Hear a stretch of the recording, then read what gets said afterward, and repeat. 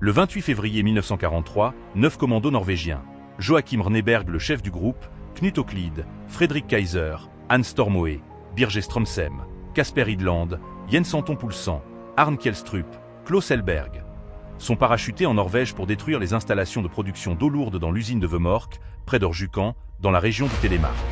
Cette opération de sabotage a été coordonnée par le Special Opération Exécutive, SOE, avec l'aide de résistants norvégiens. L'objectif était de stopper la production d'eau lourde, un produit essentiel dans les recherches atomiques nazies. L'équipe s'infiltra discrètement dans l'usine pendant la nuit, posa les explosifs, et fuit sans être capturé ni faire de victimes du côté allié et réussit à regagner l'Angleterre. Aucun commando n'a été tué ou blessé. Les dégâts causés à l'installation ont ralenti les recherches nucléaires allemandes. L'usine de Vemork produisait de l'eau lourde, oxyde de deutérium, utilisé dans les expériences nucléaires.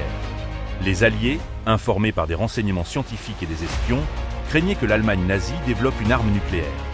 Le sabotage de cette installation était très important.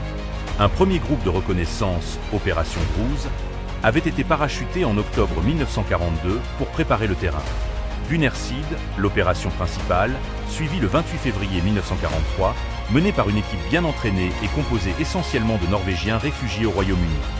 Le sabotage de Vemork est considéré comme un des actes de résistance les plus efficaces de la Seconde Guerre mondiale. Il a mis fin pour plusieurs mois à la production d'eau lourde. Les Allemands tenteront tout pour relancer la production et envoyer les stocks en Allemagne. Une attaque de résistants norvégiens sur le ferry Hydro en février 1944 détruisit tous les stocks restants.